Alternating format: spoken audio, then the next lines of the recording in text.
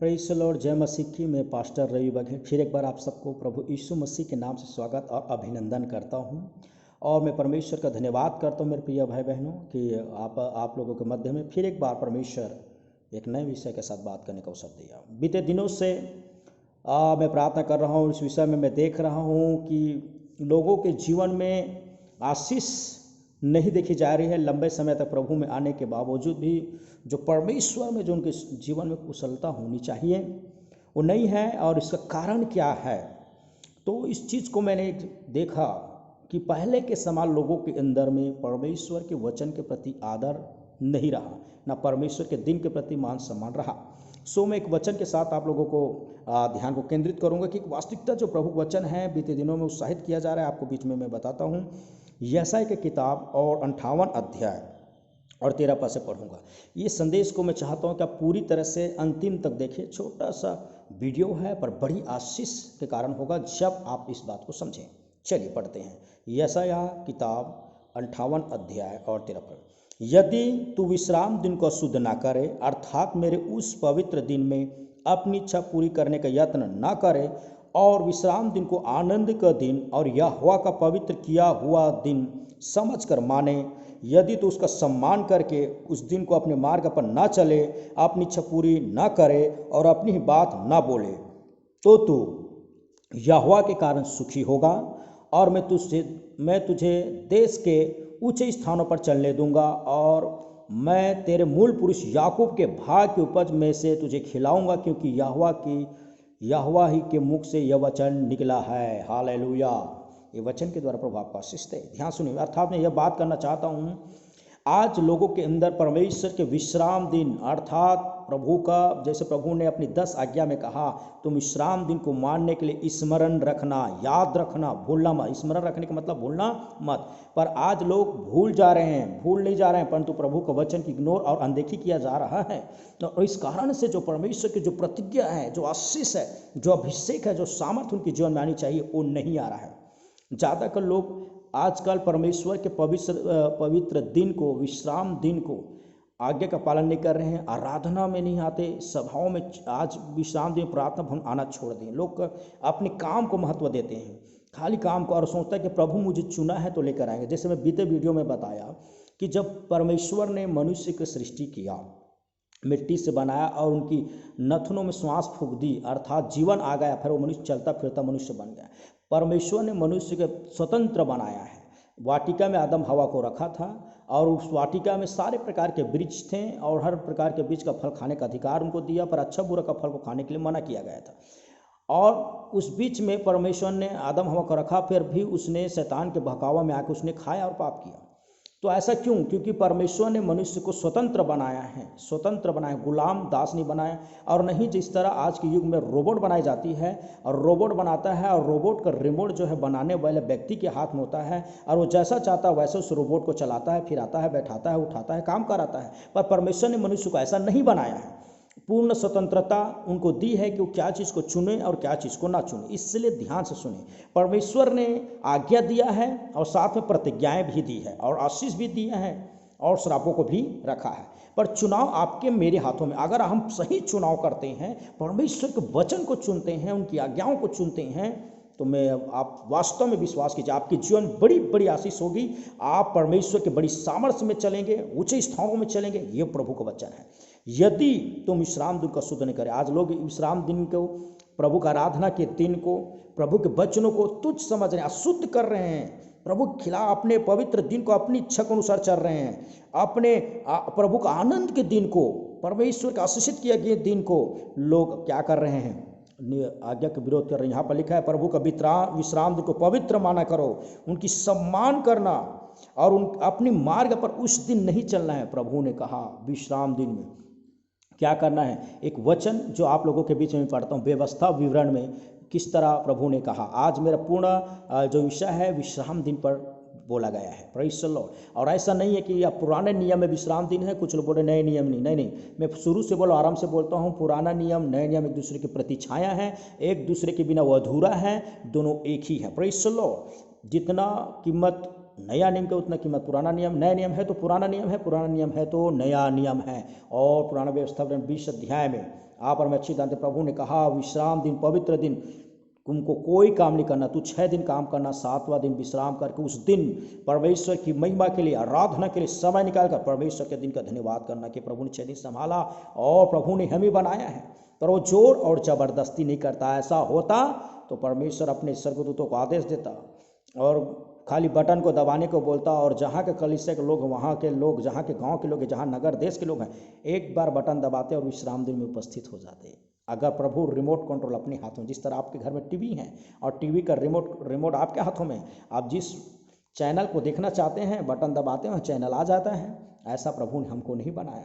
आपके ही हाथों में प्रभु ने सारी चीज़ों को डाल दिया। अगर आप प्रभु के चुनते हैं, यीशु को चुनते हैं, परमेश्वर को चुनते हैं, तो ना कि आप पूरी तरह से आशीषित होंगे, आपके जीवन में आपकी घराना कल्याण को पाएगा। जैसे बाइबल में लिखा है, आपके बीच में निकालता हूँ व्यवस्था 29 अध्याय, जल्दी से आप चाहो तो आप भी मेरे साथ निकालिए। बहुत ही सुंदर वचन और बड़ी आशीषित वचन में आप लोगों के मध्य में पढ़ने जा रहा हूँ। खुदावन यीशु मसीह आपके बीच में काम करेगा। व्यवस्था विवरण 30 अध्याय और 19 पद।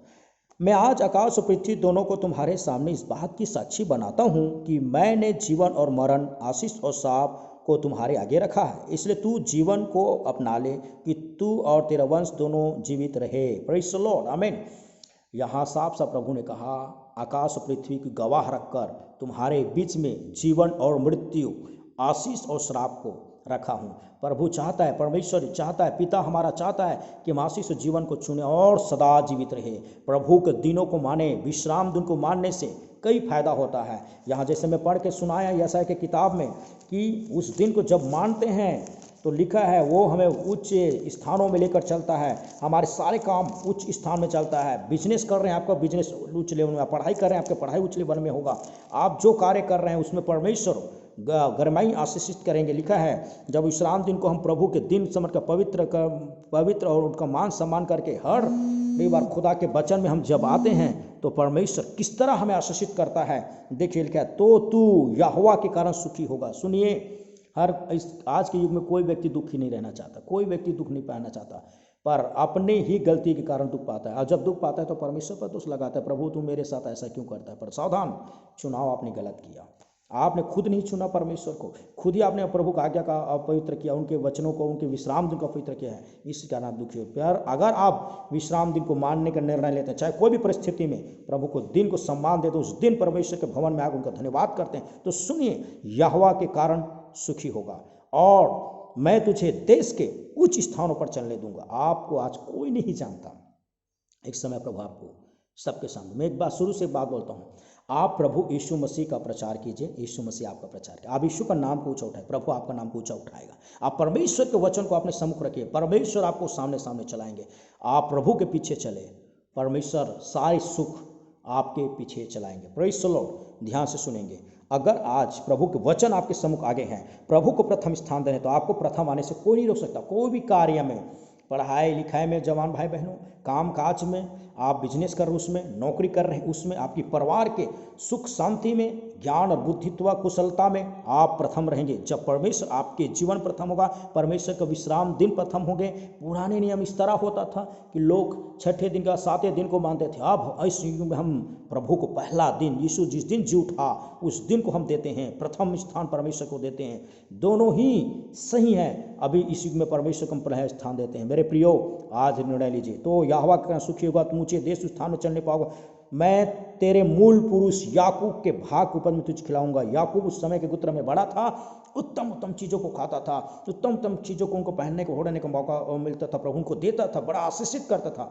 उसमें से आशीष आपको मिलेगा। Praise the Lord. मैं खुद एक गवाह हूँ, जब से मैं विश्राम दिन को मान रहा हूँ, खुदावन मेरे जीवन में हर प्रकार के आशीषित किया, आत्मिक आशीष, शारीरिक आशीष, संसारिक आशीष से बढ़कर चला रहा है। ऐसे में कई लोगों को जानता हूँ जो लोग परमेश्वर के दिन को मानता है, प्रभु उनको ऊंचे ऊंचे स्थान में लेकर चल रहे हैं। जिस स्थान में कभी घूमने नहीं गए थे उस स्थानों में प्रभु उनको घुमाया फिराया। जो लोग हमको नहीं जानते थे उस स्थान में खुदा ने हमें परिचय कराया और एक मान सम्मान को दिया। कब? जब हमने परमेश्वर के वचन को मान सम्मान दिया, परमेश्वर के दिन को माना, उनके रविवार के दिन वो प्रभु के भवन को हमने नहीं छोड़ा, तो परमेश्वर ने हमें भी नहीं छोड़ा। आप प्रभु को छोड़ते हैं, प्रभु आपको नहीं छोड़ता। प्रभु किसी को नहीं छोड़ता। लोग प्रभु को छोड़ते हैं, उनके वचन को छोड़ता। प्रभु वचन किसी को नहीं छोड़ता, उनको आशीष करना चाहता है। चुनाव आपके हाथों में है। आप ये धोखे में मत रहिए कि प्रभु चुन। कई लोग इस आस में प्रभु का काम नहीं कर रहे, प्रभु की सेवा भी में नहीं आते और आराधना भी नहीं करते, ना उनके प्रचार नहीं करते। प्रभु ने तो मुझको चुना नहीं है, तो ये सोचते हैं कि कोई भविष्यवक्ता उनको डायरेक्ट नाम लेकर बुलाएंगे तब उनको चुनेंगे। नहीं नहीं मेरे प्रियो, प्रभु ने जिस दिन आपको आरंभ से बनाया परमेश्वर के हैं, प्रभु ने आपको चुना। जिस यिर्मयाह को कहा कि मैंने तेरे माता के गर्भ में से ही तुझ पर चित लगाया, तुझको चुना। उसी तरह हर एक व्यक्ति जो आज इस वचन पर विश्वास करता है उनको प्रभु ने चुना है। पर बस प्रभु ने चुनाव आपके हाथों में दिया कि आपको प्रभु यीशु को चुनना है या दुनिया को चुनना है। हालेलुया। सो आज मैं एक बात बताना चाहूँ, विश्राम दिन, रविवार का जो दिन होता है, जो अभी हम आज पूरे दुनिया में परमेश्वर के उस दिन को पवित्र दिन करके माना जाता है, उसको मत छोड़िए। उस दिन आइए प्रभु से मिलने, क्योंकि उस दिन परमेश्वर आपका इंतजार करता है आपको आशीषित करने के लिए। मैं इसलिए नहीं कहता कि इस समय भीड़ लगी, नहीं, आप परमेश्वर भीड़ के लिए मत आइए, भेड़ के बनने के लिए आइए, क्योंकि भेड़ परमेश्वर के राज्य में प्रवेश करेंगे। आप आशीषित होंगे, आपके जीवन आशीष होगा, आपका परिवार आशीषित होंगे जब आप परमेश्वर का चुनाव करते हैं। आपके सम्मुख प्रभु ने आशीष को रख दिया है, आपके समीप प्रभु ने जीवन को रख दिया है, आपको चुनना है। अगर आप प्रभु के वचन को चुनते हैं कि प्रभु वचन जीवन है, आशीष है, आपके सारे काम सफल होगा।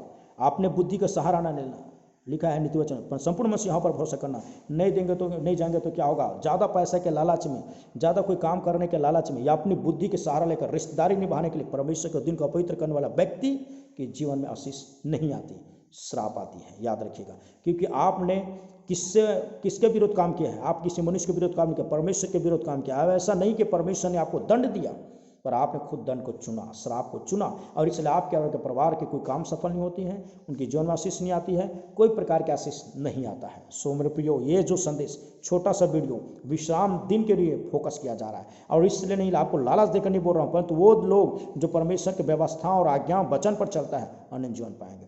याद रखिएगा, शैतान को भी विश्वास है कि यीशु प्रभु हैं, और उनको ये भी पता है कि परमेश्वर के जीवित वचन है, पर वो पालन नहीं करता। और आपको भी विश्वास है, पर वो आप भी वचन नहीं पाते। उसमें आप में क्या अंतर है?